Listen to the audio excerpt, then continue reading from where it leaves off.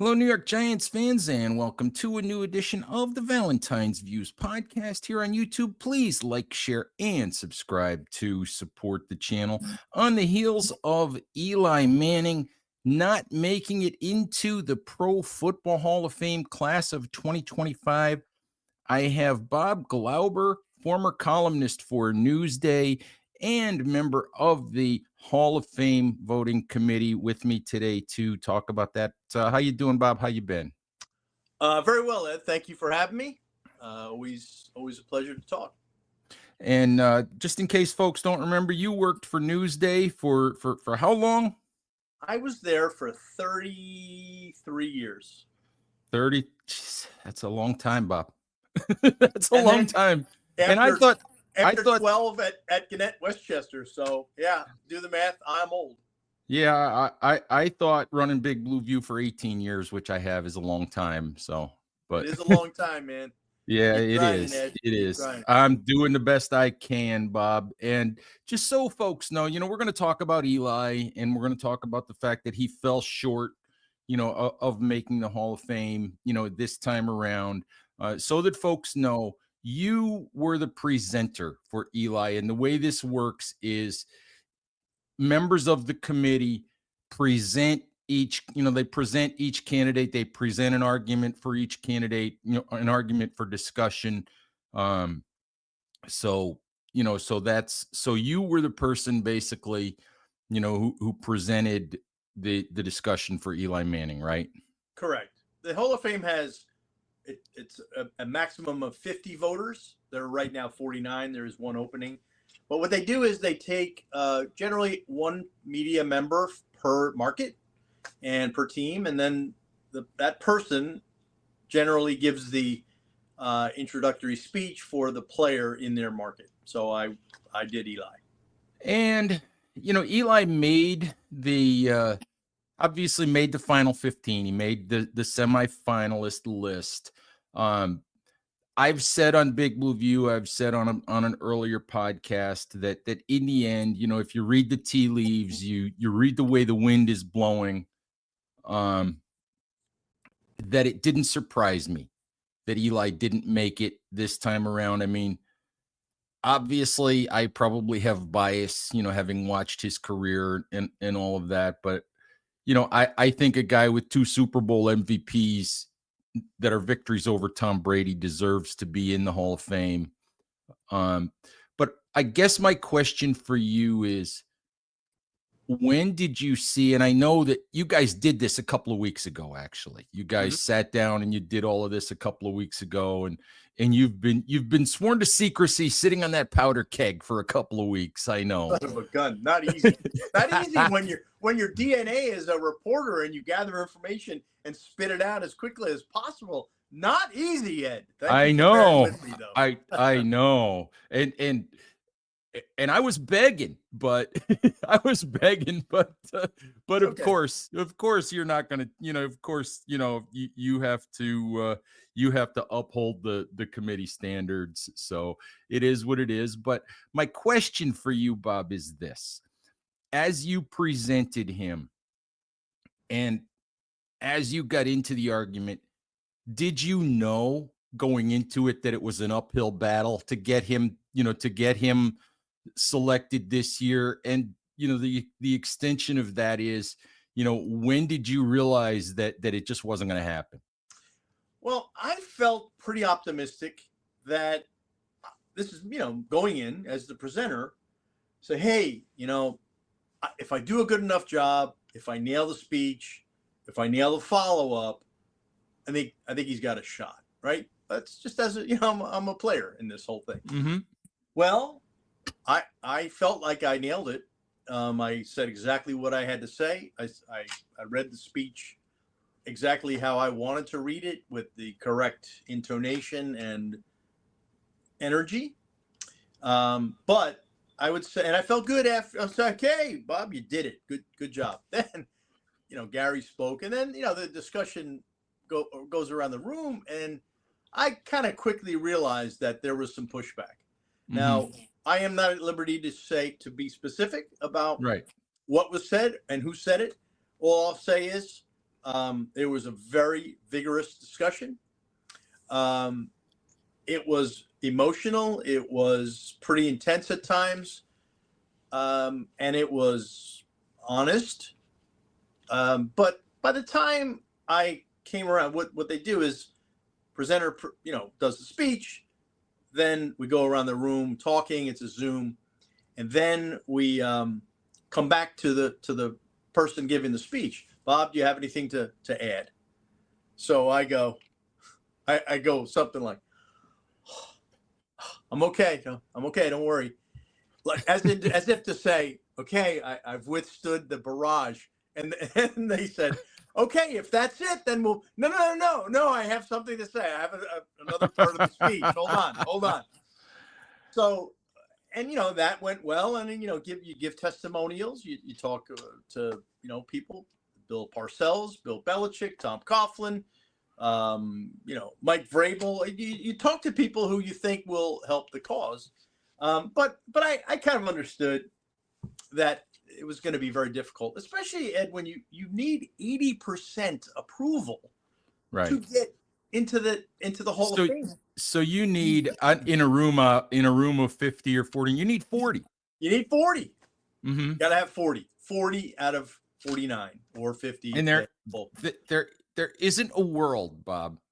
I think you and I know this. There is not a world where 40 out of 50 people feel the same way about Eli Manning. There just isn't. Not right now. No. Not right now. Now that may soften over time. I've seen these things, Ed. I think you got to do the Hall of Fame for a number of years to see how the process works, to see the ebbs and flows over years. And it's like I've written for newspapers, I've written magazine, and written books. When you write a book, man, that's a long process. When you write a story for a daily newspaper, it's short. But when you get time to see how it goes, and you see the log jams that occur, and you see how they're broken over time, you get a sense of things. Now, right now, it's a tough start for Eli, no question. But over time, opinions kind of evolve, and opinions can change. So I think, listen, I believe that Eli Manning is a Hall of Fame player, and I believe that he will get into the Hall of Fame. I just don't know when that will be. Yeah, it's interesting because I don't know if you know Mike Tanier, who used to work for Football Outsiders. Mike runs a Substack now called Too Deep Zone, and I had him on the show a couple of weeks ago because he had done a story where, prior to all of you guys meeting, he had spoken to a few of the selectors, and obviously he didn't use their names in the article that he, that he put together, but there were opinions like, talk to me in 7 or 8 years. Yep. I saw that. Yeah, there and so I mean, I don't know. Do you get the feeling that some of the objection, that there's always going to be people who look at Eli's regular season body of work and say that's not Hall of Fame worthy, but do you get the feeling that some of the objection is just not right now? Yes, that's a very good read. And not right now as in first ballot Hall of Famer. And I think enough voters feel that first ballot is a little bit more special and unique than regular. Now, my thinking is if a guy's good enough to get in the Hall of Fame, he gets in no matter what time. Okay. And, but the first ballot thing I think is a little bit more important with some voters more than others. So that did come up. And Eli is an interesting case. I mean, Eli says it himself. He understands the argument that, there are those 2 Super Bowl runs, and there are these, kind of dips in his career and declines, especially toward the end, which were not all his fault because personnel-wise, the Giants were not very good toward the end of his career, and that hurt him. So, when you have to explain it, I couldn't just go in that meeting and say, all right, ladies and gentlemen, thank you very much. Eli Manning. Take it away. Yeah. There's only a handful of players you can do that with. Right. Barry Sanders, Emmitt Smith, Dan Marino, John Elway, just Peyton Manning. Right. Only a handful. Yeah. So it is interesting because you kind of touched on it. And I have said in the past, I think I've written in the past that if you had surveyed people in 2012, 2013, they would have automatically said at that point, oh, he's definitely, a first or second ballot Hall of Famer. The Yep.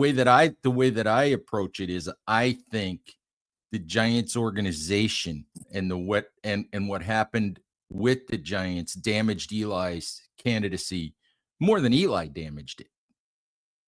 Yeah, I think that's part of the argument. There's no question, and we discussed that. In the latter part of his career, the record was not good.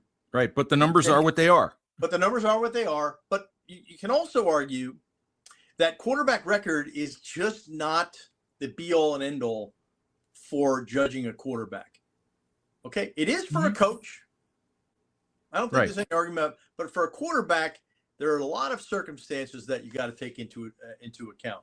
And your comment about if he retired after 2012, that's a pretty good, and saying that like 07, right? They win the Super Bowl unexpected. 08, they are on a roll, man. Late November, then the Plaxico Burress self-shooting, it fell apart. That team was rolling. So if he goes 2-7-08 and then 11, 3 Super, that it's and he retires in 12 or 14, it's done. He's in. Right. There's nuance to all of it that Yes. doesn't necessarily have to do with anything that Eli could control. But the numbers end up being what the numbers end up being. Yep. It's a fair point. And I remember it was the Super Bowl where Peyton won. I think Peyton won the year before Eli, 2006, right? Mm-hmm. So Peyton is it's a Monday after the game, and Peyton is in his press conference, and I spot Eli standing at the back. He might have been with his father. He's just trying to stay out of the way. And Peyton says, among his comments, let me tell you something. My brother back there, his time is going to come soon. And I remember thinking, okay, whatever you say, because it was after 06, remember Kiki had that monster game against Washington, saves Coughlin's job. And then in 07, even in November, they play that game against Minnesota. He's got 4 picks.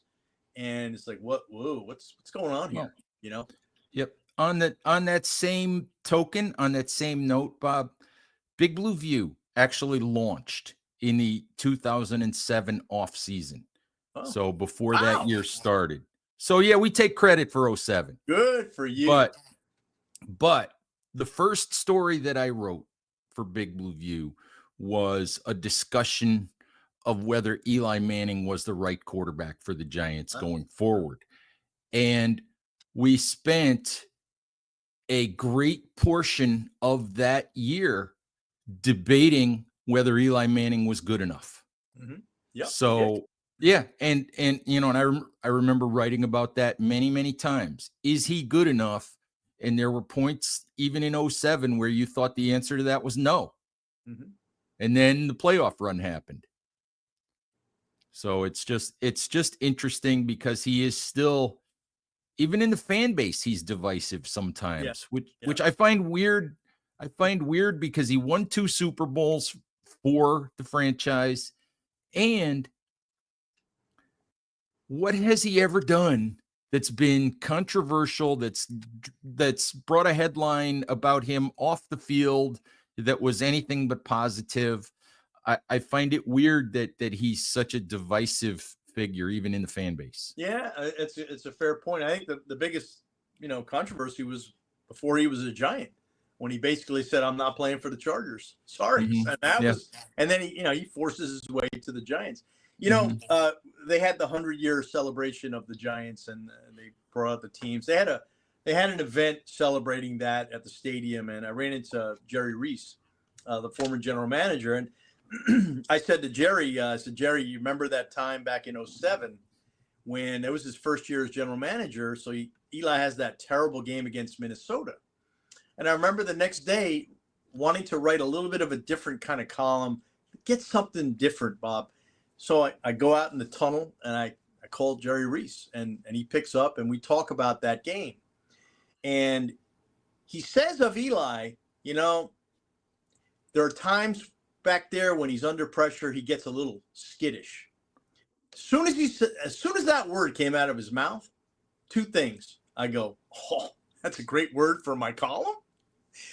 And two, oh man, this is going to create some reaction. Right. Boomer on Boomer Esiason on WFAN went like, skittish. Oh my God, that's a crazy. That's kryptonite for a quarterback. You can't say that. Mm-hmm. And so I saw Jerry at this 100-year celebration. I said, Jerry, remember that? He says, Bob, that was the best thing that could have happened. I said, really? He says, oh, absolutely. Absolutely. Because I said it, you wrote it, you were fine to write it, but what happened after that? And then Jerry stands up and he starts saying, he went in the pocket, he got in there, Jerry's a lefty, he says, and he just firing away. He got in there. He got the message. He got the message in Reese's mind. Mm-hmm. And then they win the Super Bowl. So Jerry says, Bob, best thing that ever happened. So it was kind of cute to kind of go back to that. It's like 18 years ago now. So are you taking credit for Eli then? I think I am. Thank you. All right, there you go. Well, thank you. There you go. So I have to ask, we talked about we've talked a lot about this year.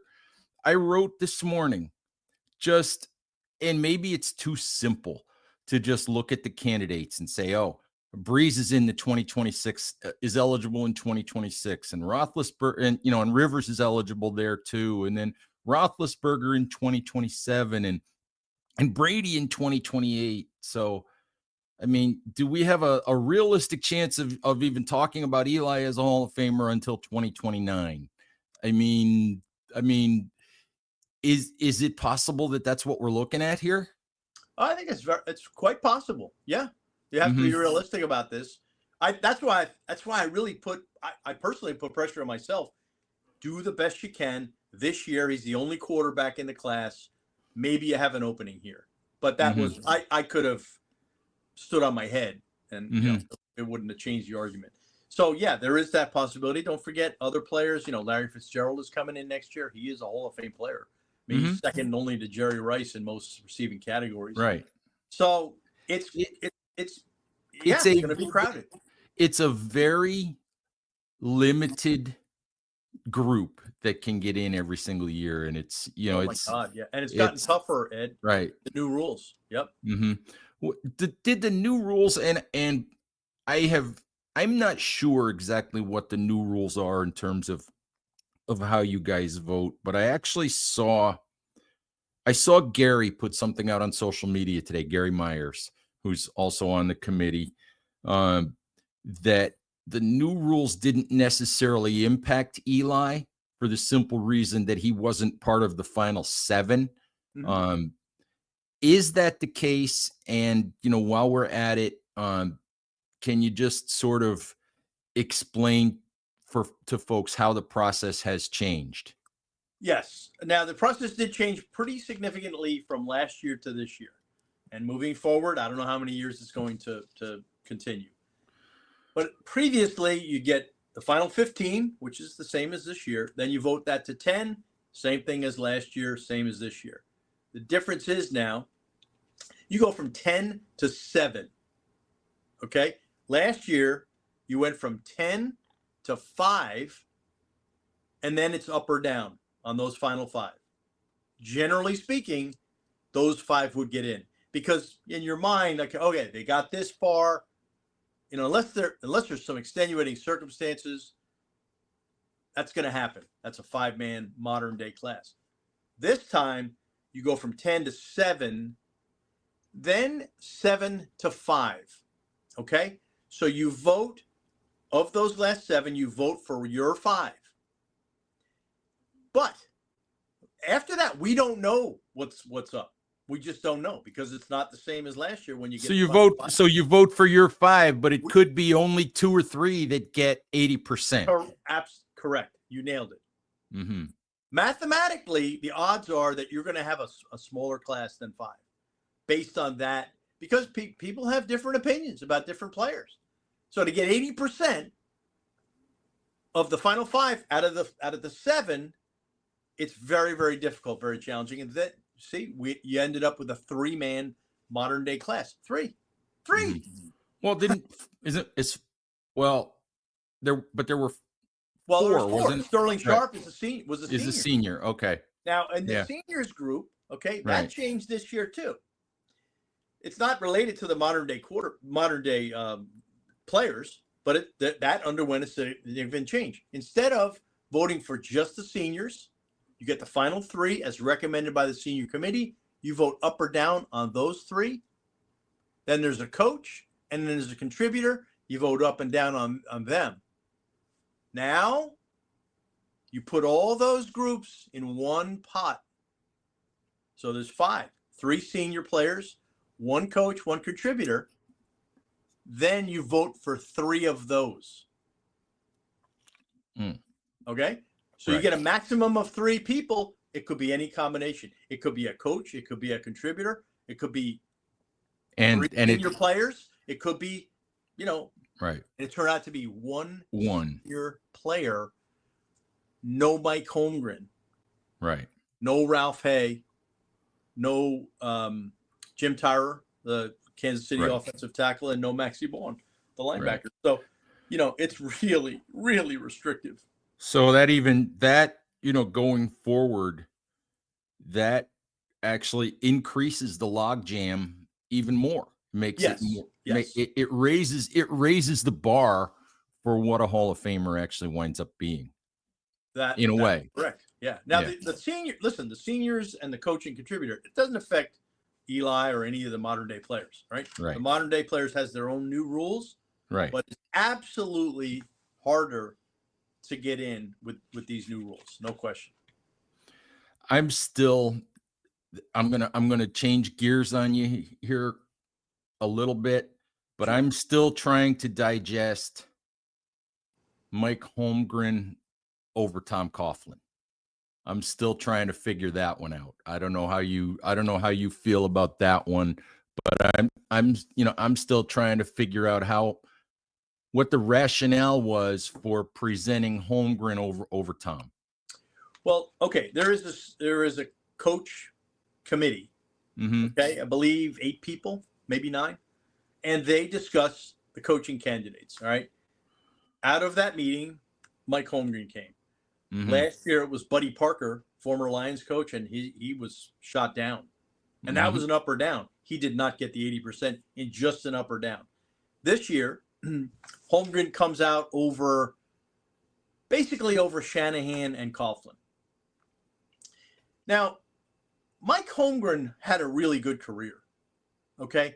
Mm-hmm. And it's not just as a head coach. He developed Brett Favre. He won a Super Bowl. He got to another with Green Bay. He got to a third with Seattle. That's not easy to do. Mm-hmm. Now, Tom, I think the world of Tom Coughlin. I think I would put him equal to or possibly ahead of Mike Holmgren. But I think all 3 of those guys are Hall of Fame coaches, right? It's just a matter of in which order they go in. Mm-hmm. Throw in Bill Belichick, who is going to be eligible for the Hall of Fame next year because they changed that rule. The waiting period is now 1 year in the NFL as a coach, as opposed to 5. That creates a bigger logjam. So there's 4 in there. Yep. So, I've talked to Tom many times about this, and Tom is not the most patient man on earth. Never would I. Yeah. Hang in there, Tom. Yeah. Oh goodness. But Tom's worked with the Giants, 2 historic wins over the greatest, most accomplished coach, quarterback, and franchise in history. And then he gets to 2 AFC championship games with Jacksonville Jaguars, an expansion team. That's great work. Tom Coughlin and patience do not go well together, Bob. Do you remember, just as a complete aside, when cell phones first started to get the mapping capability and Siri and all of that. Do you remember Coughlin going on and on at some of his press conferences about arguing with the lady in the phone? No. No, because he would be driving his grandkids to one of their sporting events or whatever, and he knew how to get there. But he's the lady in the phone wants me to go another way, and I'm yelling at her while I'm driving. That's phenomenal. I do remember Coughlin at an NFL owners meeting when he was still coaching. Tom Rock and I were at the end of a hallway. Tom Rock writes for Newsday now, the NFL columnist for Newsday. And Tom was on his phone, and Tom Rock was on his phone, and Coughlin comes walking down the hall, and he takes Tom Rock's phone. He slaps it out of his hand. Slaps it out of his hand. It falls to the ground, and Tom Coughlin says to Tom Rock, "Live your life." Wow. You know what? Wow. That's pretty good. Yeah. Live your life. Get out of your Live your phone. life. Live your life. I There you love go. that moment. Pretty good. Yep. Yeah, I love Coughlin. I loved watching it. He used to he always used to get mad at Jordan Renan, who covers the Giants for ESPN. Jordan would sit there and ask a question, and Tom would just look at Jordan like, "You've got to freaking be kidding me." And Yes. and Tom would famously have a water bottle in his hand when he was at the podium. I don't know how many times I watched Coughlin drop that water bottle at Jordan's feet, you know, just just Yeah. Oh, just to remind, just to let Jordan know that that he really didn't want to answer that question. But anyway, Bob, let me, before we go, let's talk current Giants just a little bit. Who's the quarterback of the Giants in 2025? Yeah. Let's talk Giants for a little bit, and you all of a sudden your head goes. Who knows, huh? I don't know. I don't know. I think that the next quarterback, the next long-term quarterback of the New York Giants, is currently preparing for the combine, whether that be Cam Ward or Sanders or whoever. I don't think Sam Darnold's going to be the highest profile veteran quarterback available. I think the Vikings want to keep him at this point. That's reading the tea leaves. So I think it'll be one of the top quarterbacks in the draft. Risk comes with that too. It's not considered a great draft. You don't have a Jaden Daniels in here, and I don't know what you have in this draft, and so it's kind of a between situation, and they're in a little bit of a netherworld there, and it's tough Joe Shane has got to really do his job and earn his keep in making the right decision about who the quarterback is, and if he does, they're going to have a chance long term. If he doesn't, then we're going to just see this grind and rinse, lather, rinse, repeat of revolving coaches and quarterbacks. John Mara better than I do. And were you surprised at all, when John decided to bring Joe and Brian Daboll back? I'm sure that you read the comments. I'm sure that you saw the comments. John almost seemed like he was like, he didn't exactly throw the weight of the world in terms of support behind both of those guys. He almost seemed wishy-washy about it, or resigned to the fact that he didn't have a better choice. Just did you get that same feeling, from reading or watching John's comments? Sure I did. Now, I will tell you that mid-season, even early season, when the record was not hellaciously bad, there was an event in New York, the premiere of a documentary about Wellington Mara. And I was fortunate enough to be there and saw John. Listen, I've known John since 1985 when he was John Mara, son of Wellington lawyer. Right? So, and, we chatted a little bit. And then after that movie, he was approached by the reporters. and he was asked about Dable and Shane, and that was the first time he said, "My anticipation is they'll both be back." And he referenced the movie, and I thought it was pretty telling that he referenced the movie because his father had that kind of patience, and I think that impacted John to say, "Listen, I can't keep grinding this thing every 2 years. It's just not a way to survive in the NFL," and he knows it.